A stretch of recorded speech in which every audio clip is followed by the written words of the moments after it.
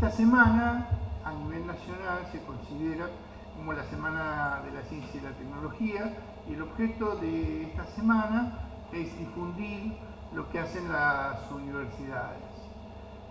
Particularmente en nuestro laboratorio, en conjunto con otros grupos de investigación y grupos de trabajo de la universidad, estamos mostrando algunos de los proyectos que estamos haciendo en conjunto. En este caso, junto con el ingeniero Stoessel, estamos trabajando en un proyecto que se llama Charlie y la máquina de hacer alimentos. Bueno, esto es por homologando, tratando de ver la idea de Charlie, la fábrica de chocolate, por eso nace la idea, pero esto es tratar de construir un invernadero inteligente. Ese invernadero es una plataforma tecnológica que básicamente es una plataforma de agricultura de precisión que tiene su sistema controlado por sensores y con actuadores que permiten controlar cuestiones como el medio ambiente o el clima o la cantidad de nutrientes que recibe la planta y por otro lado tener información acerca del crecimiento de los cultivos, que les sirve de información o de retroalimentación de la información. En este caso nosotros lo que estamos tratando es de replicar un proyecto que se hizo en el Instituto Tecnológico de Massachusetts y bueno, después le va a contar un poquito Diana de qué se trata. Mi objeto nada más es hacer la presentación mientras ustedes ven en forma rápida cómo se construye. Ustedes decían que rápido se construye el invernadero, no. La verdad que no se hace. Nosotros algunos tiempo que estamos tratando de ver si empezamos al desarrollo de este prototipo. Nosotros tenemos un presupuesto para la construcción de este invernadero. Es un invernadero pequeño que tendrá 50 por 50. 1 metro por 50. Y básicamente tiene controladores, una computadora que controla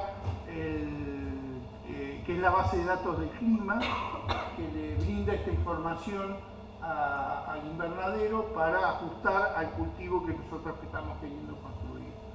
Y después tiene sensores que va, por un lado, testeando distintas variables o recolectando información acerca del proceso. Para ello nosotros concursamos un proyecto de extensión de la Universidad Nacional de la Patagonia Austral y con un presupuesto más o menos calculamos que nos va a salir 15.000 pesos construir este invernadero. Ese es el costo que nosotros estimamos. Bueno, ¿para qué sirve? Ustedes se pueden preguntar ¿para qué sirve un invernadero de esto? Básicamente se plantea dentro de un marco de políticas acerca del aprovechamiento del agua.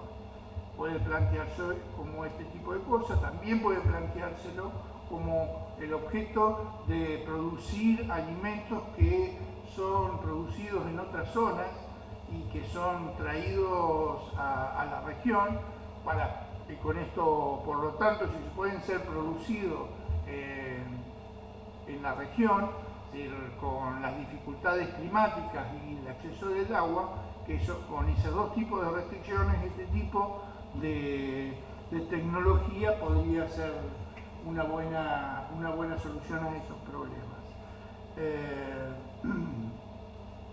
Y además poder producir otros alimentos que no se producen o que no son de la zona o de otra parte del mundo. Nuestro objetivo, nuestro resultado tiene varios aspectos. El primero, bueno, poder transferir, nosotros tenemos como objeto transferir este invernadero a un colegio especial, la Escuela Especial número 8, que sería la receptora de este invernadero, para que sea utilizado en el ámbito educativo. Luego tratamos de transferir no solamente ese invernadero, sino el conocimiento requerido para dos cosas: para hacer uso de la herramienta, utilizarla y tener información acerca del invernadero, y además cómo mantener esta plataforma tecnológica. Si bien, digamos, va a haber alguna conexión, hay algunas cuestiones que intentamos que cada uno de los receptores de esta transferencia se hagan cargo para que no generen una dependencia absoluta de la universidad. Bueno, mientras terminamos de ver cómo rápidamente construyen un invernadero inteligente, tiene el invernadero, lo van a ver, tiene dos partes: una parte del sistema de control y automatización, que básicamente está construido con unas plaquetas denominadas Arduino, que son plaquetas que son fácilmente programables y que sirven para la automatización y el control de los sensores y los actuadores del invernadero. Y una computadora que es la que administra el clima,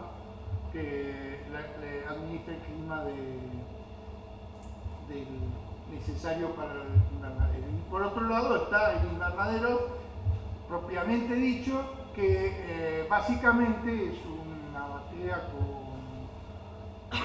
en donde hay cultivos en hidroponía.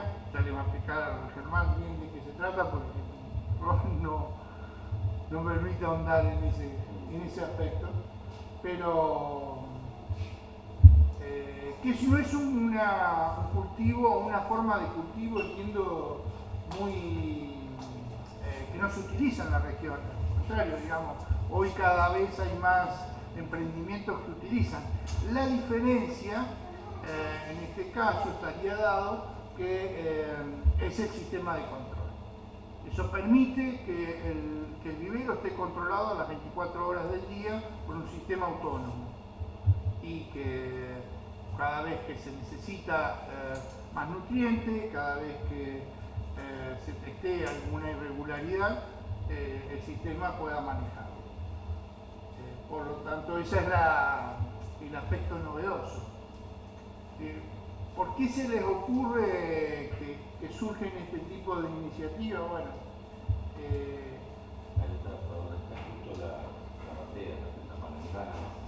es una palangana, digamos, en donde está la planta está con raíces, digamos. Ahora le va a explicar bien Germán en ese aspecto. Básicamente este proyecto tiene que ver con el objeto de llevar o de producir alimentos en lugares en donde no se pueden producir.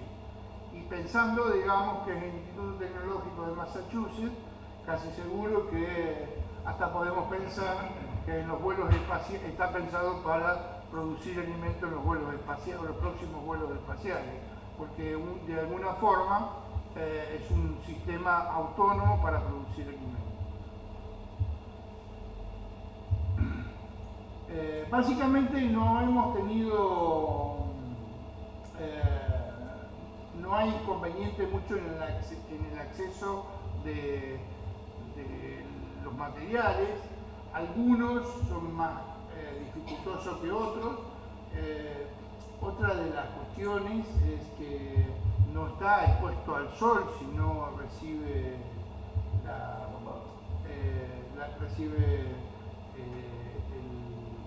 la luz que necesita, digamos, las plantas, por intermedio de un sistema de iluminación controlado por la computadora, ¿no?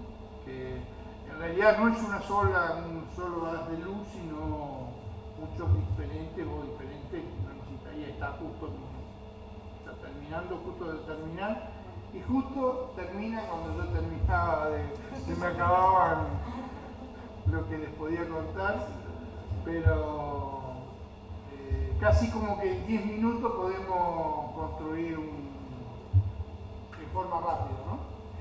el invernadero. Bueno, ahora Diana Diana es becaria del proyecto de extensión y también, digamos, ha generado un trabajo,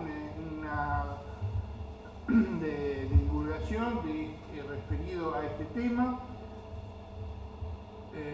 para dentro del proceso de generar algunas políticas y acciones para ciudades inteligentes. Bueno, Diana, contarles un poco, si querés. ¿Me escuchas? Si hablo sin micrófono. Sí, pero el problema es que no te escuchen en la... ¿Qué problema? Sino que te den... Está bien. ¿Ahí se escucha? Bueno, como les comentaba el profesor, este proyecto surge en MIT. De hecho, la imagen que vemos acá en la carátula corresponde al laboratorio que tenían hasta hace unos años dentro del instituto. Se imaginarán que con el tiempo y lo bueno que fue este proyecto para la sociedad, ahora tienen un proyecto mucho más grande que es ya algo que sería como una fábrica de alimentos. Básicamente les voy a hacer una pequeña introducción y les voy a hablar de las características, lo que es la comunidad OpenAG, porque OpenAG es una iniciativa, y cómo se puede implementar esto en la educación. Bien, bueno, sabemos que según la ONU, entre el 60 y el 80% de toda la energía del planeta está consumida en los núcleos urbanos, es decir, en las grandes ciudades. Y estas ciudades generan el 75% de las emisiones. Nos tenemos que imaginar que las ciudades van creciendo cada vez más y por lo tanto estas estadísticas son realmente devastadoras para nuestro planeta si nosotros no agarramos y decimos, bueno, vamos a hacer algo al respecto. Este mapa nos muestra las zonas en verde, que son las que son más aptas para los cultivos, y las zonas en rojo, las que son menos aptas. Podemos ver acá, bueno, nuestro país tiene muchas zonas que son aptas para el cultivo, pero no todos los países las tienen, por lo que nos podemos imaginar que los alimentos que se consumen en todo el mundo son producidos por muy pocos países. De hecho, podemos ver acá la cadena de productores y de las exportaciones. Esto no es sostenible en el tiempo. Uno de los trabajos que yo hice sobre las ciudades inteligentes habla mucho acerca de la sostenibilidad. Acá es que surge el proyecto OpenAG como una iniciativa de Caleb Harper en la Universidad de Massachusetts. Básicamente consiste en crear food computers o computadoras alimenticias que son entornos controlados y que tienen sistemas robóticos, bases de datos de climas y sistemas informáticos. Esto sería una de las food computers a la que podemos acceder mediante la página y es la que estaban armando en el video.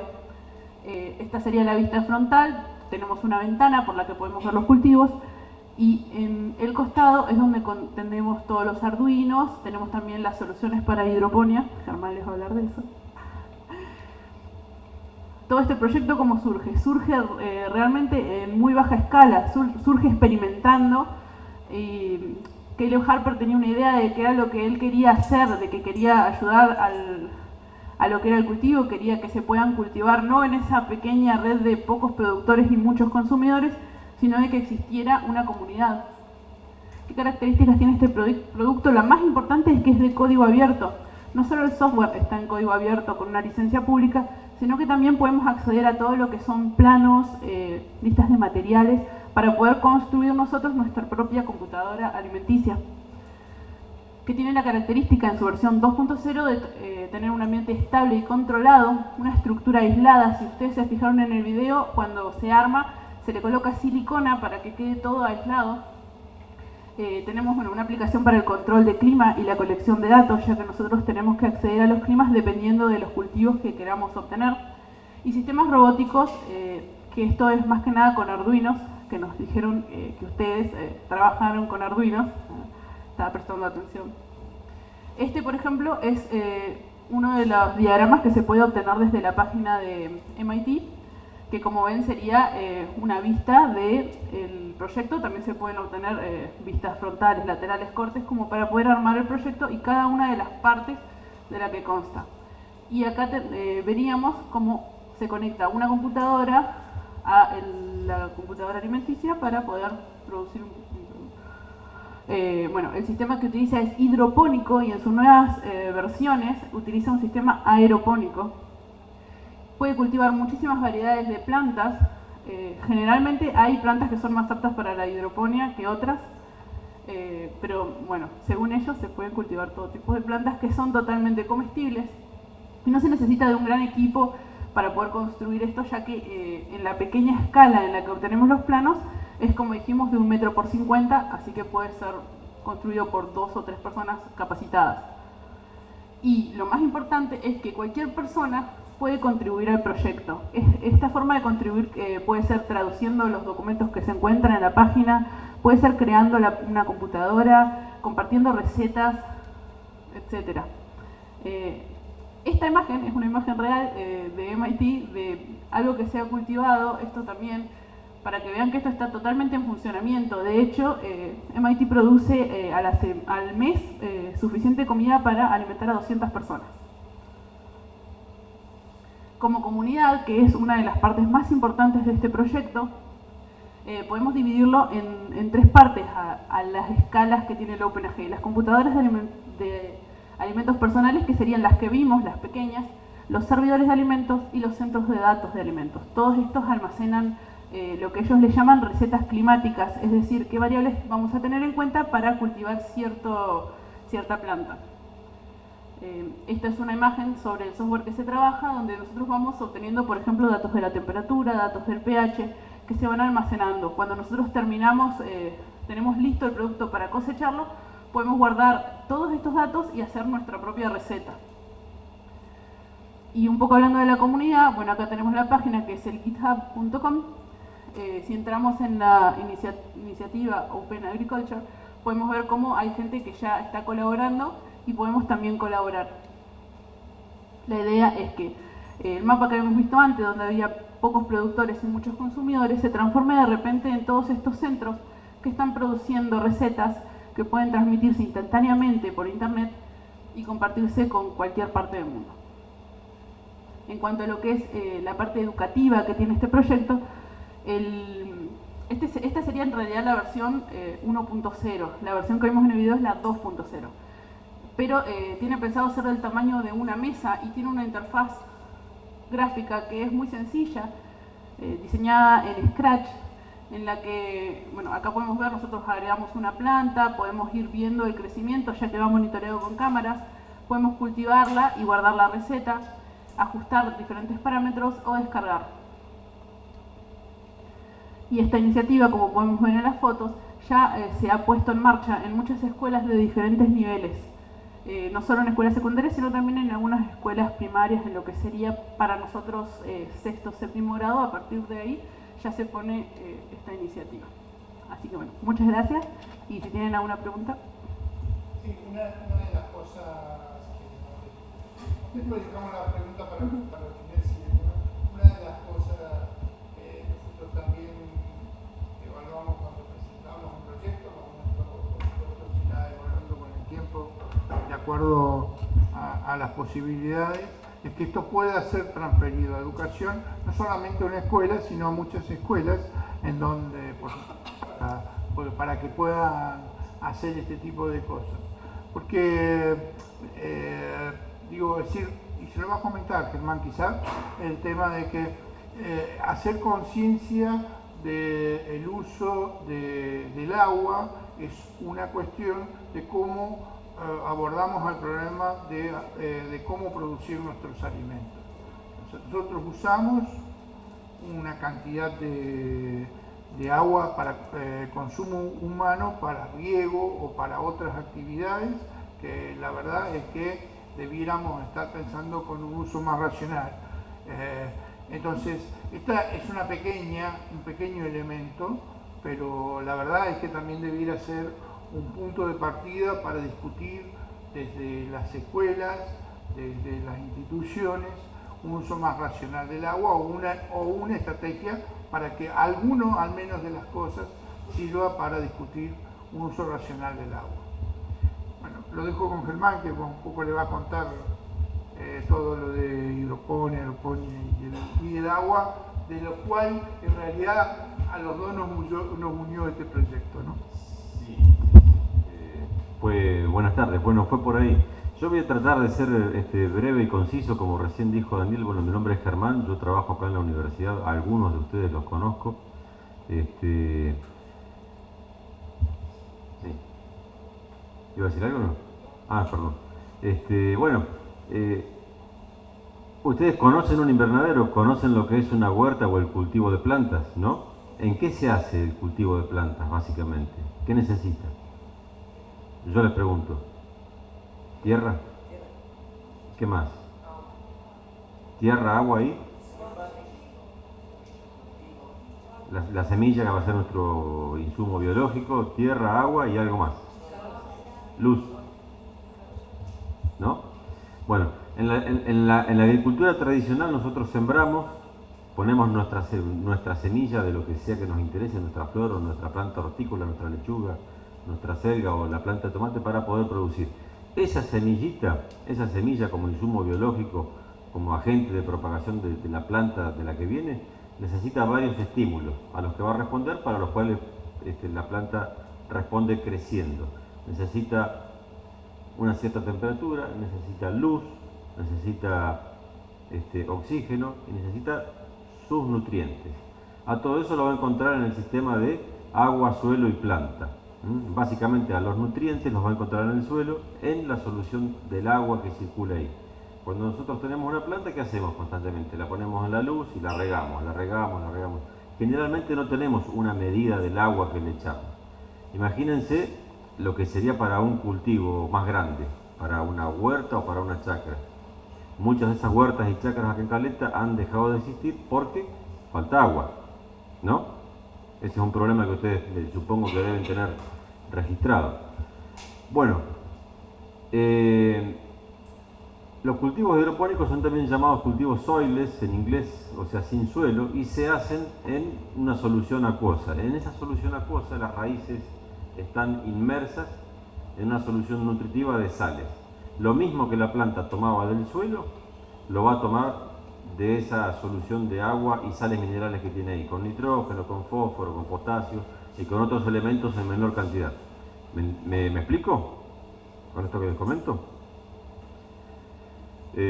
Por eso se dice que el cultivo hidropónico es un cultivo que nos ayuda a hacer más eficiente el uso del agua, porque yo estoy recirculando una solución, no estoy constantemente echando agua que va a pasar a la profundidad del suelo y a seguir hacia abajo, o que se va a evaporar. Eso es lo que ocurre en hidroponía. Tenemos una solución que vamos a mezclar, que le vamos a aplicar a la planta y la planta va a crecer flotando sobre ese líquido. Capaz que la ponemos en una esponjita o en un tergopol, pero va a flotar ahí. Y en el caso de esta computadora, de este sistema de alimentos, acá el sistema de control que les explicaba Daniel recién, controla todos los estímulos de la planta, que percibe la planta, y se pueden, digamos, replicar. Una de las cuestiones más interesantes de esto, como también se dijo antes, es que podría, no sé, nos ponemos a pensar, se podrían producir alimentos en la estación espacial, pero sin irnos tan arriba y tan lejos, se podrían producir alimentos en estaciones antárticas, por ejemplo, que no tienen condiciones climáticas aptas para hacer una huerta o un invernadero. Esto se podría hacer bajo techo dentro de una instalación. Esa es la ventaja, además de poder educar, transmitir, compartir y transferir conocimiento. Yo no sé si se los comenté por ahí muy rápido, no sé si tienen alguna pregunta para hacer, pero básicamente es eso, es una computadora, como recién les comentaba Diana también, que va a controlar todos los elementos que una planta tiene al aire libre. La temperatura, la luz. Ustedes fíjense que esto es un invernadero cuadrado que no es transparente, es opaco. Tiene paredes que no dejan pasar la luz, tiene luz propia. La computadora controla la cantidad de luz, la duración de esa luz, controla el intercambio de gases también, entrada y salida, y la proporción de solución nutritiva que le va a las raíces. Eso es lo que hace todo este sistemita, que puede ser más chico, que puede ser más grande, chiquito. La idea es poder producir controlando todo eso.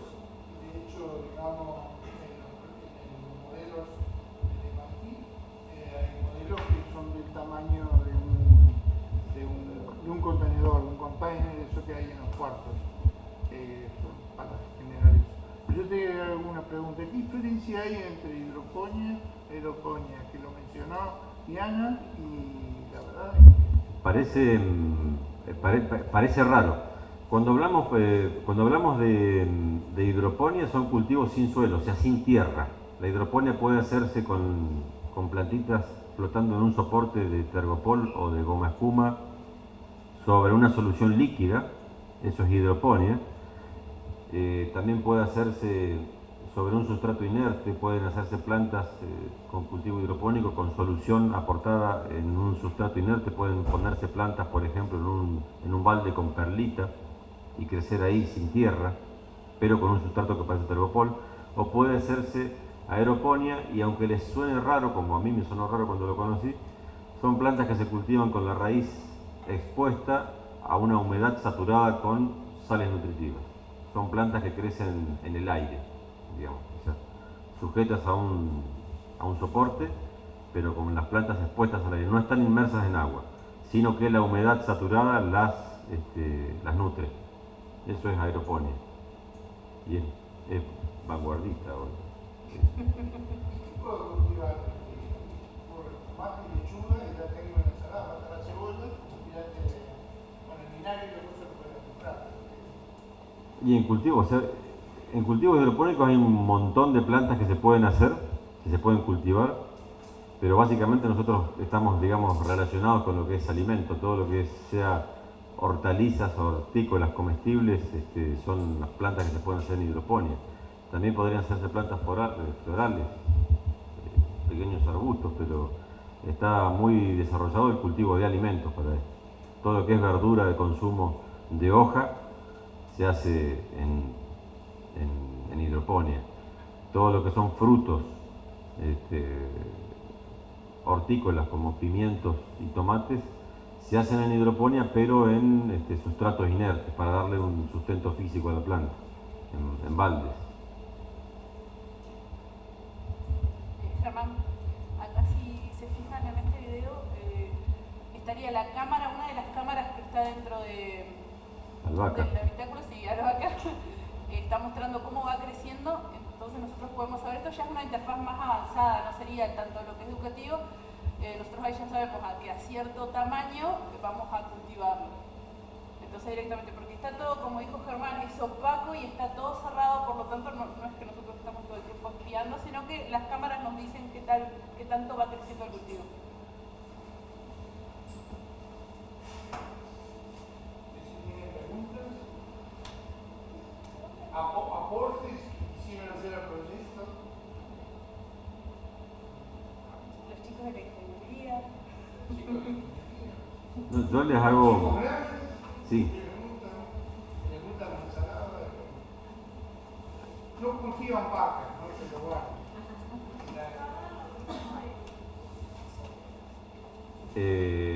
No, se pueden acelerar los tiempos de cosecha al tener condiciones controladas.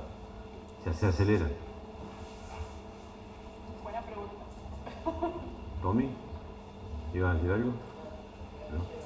Lo que iba a decir. Por eso sería una ventaja, porque te podés tener verduras quizás en menor tiempo, comparándolo con el cultivo a cielo descubierto. Yo lo único que les aclaro es que quizás alguno se lo haya preguntado, quizás la profe, pero este sistema que digamos que es innovador, que es nuevo, de agricultura abierta, está digamos en el otro extremo de lo que sería la agroecología. No sé si lo han sentido nombrar, pero la huerta tradicional que nosotros tenemos, o a la que estamos habituados, que tiene tierra, que tiene hormigas, que tiene lombrices, cascarudos, que tiene biodiversidad, en esto no se va a encontrar. Yo creo que sí, que son dos modelos que están, digamos, contrapuestos con ventajas y desventajas. Esto, si se fijan, es excepcional, es fantástico, pero es un monocultivo dentro de una cajita. Lo de la huerta agroecológica que no le decían huerta agroecológica, le decían simplemente huerto o quinta, que hacían nuestros abuelos, era un sistema diverso, con diversidad.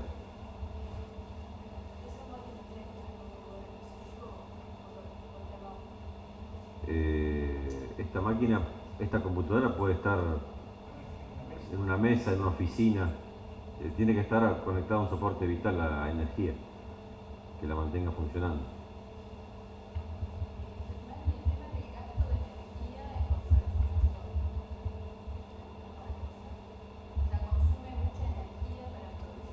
Funciona a 220. Sí, de hecho, digamos, los sensores, los actuadores están controlados por ruidos que funcionan 5 voltios, así que no es una cosa. Quizás el tema de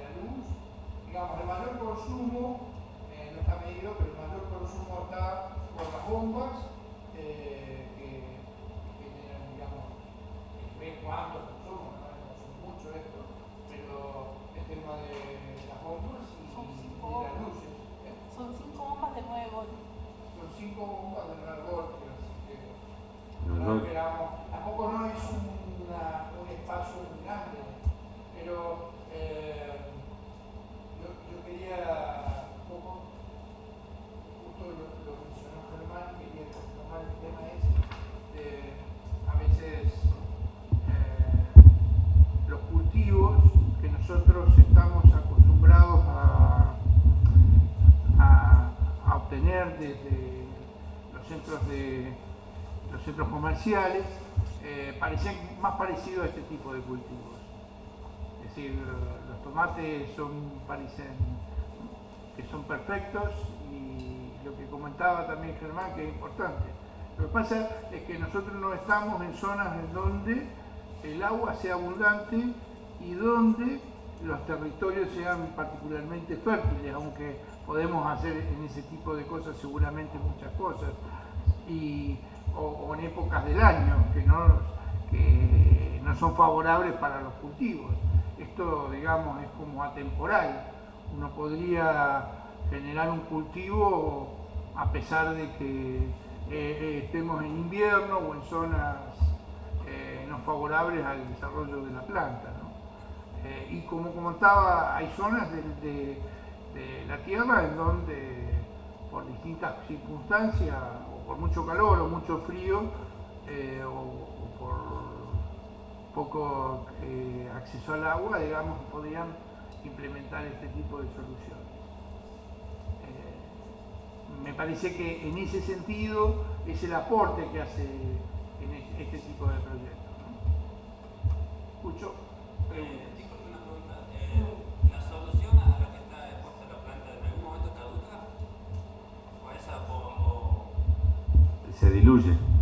Se diluye por absorción de la planta. Hay que mantener la concentración, por ejemplo, de potasio.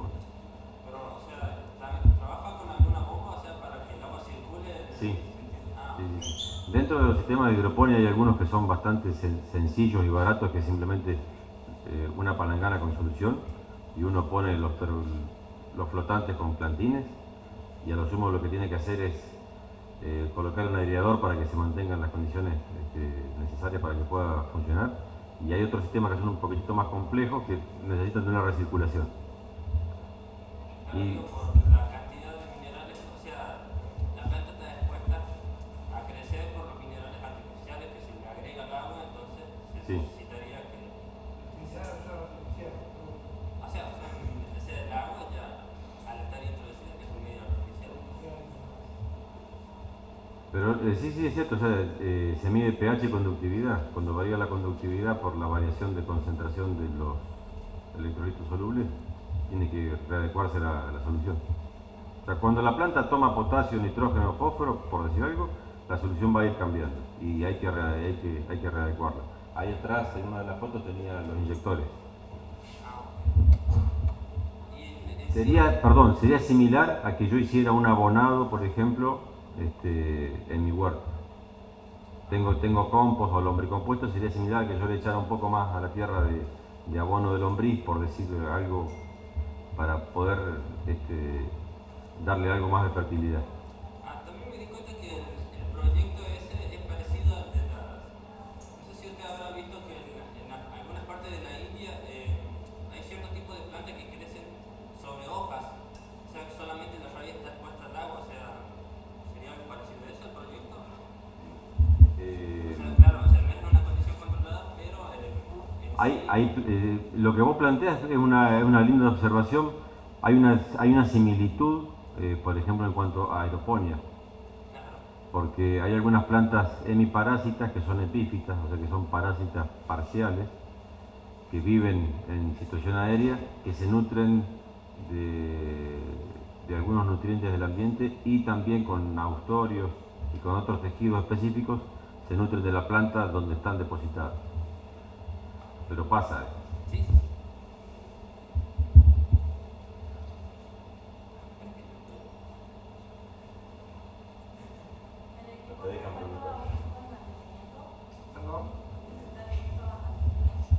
Sí, normalmente, es decir, básicamente el sistema es un sistema continuo, por lo tanto, y además se conoce o se va conociendo acerca de la durabilidad de los sensores y de los actuadores, porque son sistemas, algunos electrónicos y otros mecánicos, y por lo tanto tienen una durabilidad, y digamos, hay que cambiarlos periódicamente, va a haber que cambiarlos periódicamente, y de hecho puede ser importante, pero el costo no es un costo importante. importante, y la intervención no es una intervención importante, en términos de que la persona o una persona no demanda de una persona constantemente que esté mirando, sino se supone de que tienen una durabilidad suficientemente grande como para dar un cierto nivel de autonomía al proceso, ¿no? Aparte no debe levantar mucha temperatura, o sea, estamos hablando de un aparato eléctrico, o sea, son semiconductores, pero no levantar mucha temperatura, sí. No, los que generan no son los sensores, sino los actuadores, ¿sí? Las bombas y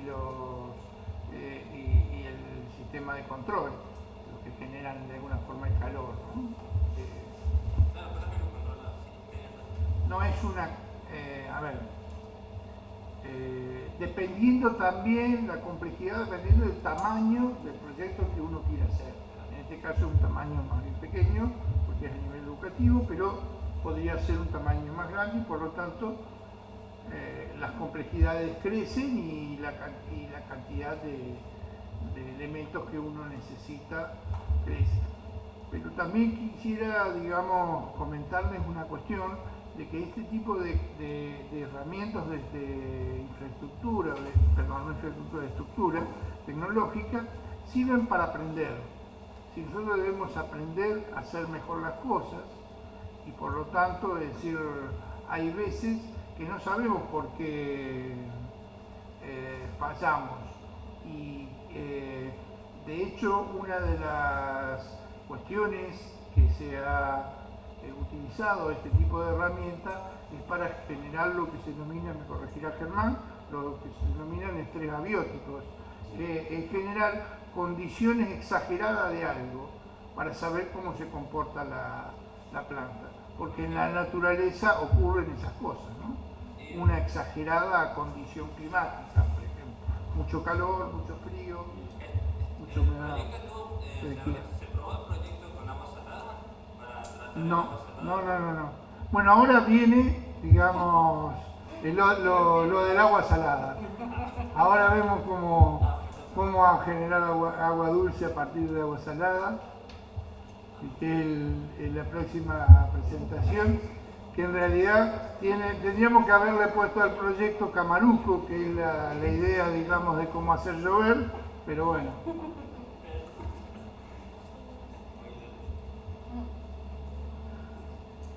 Sí, te escucho.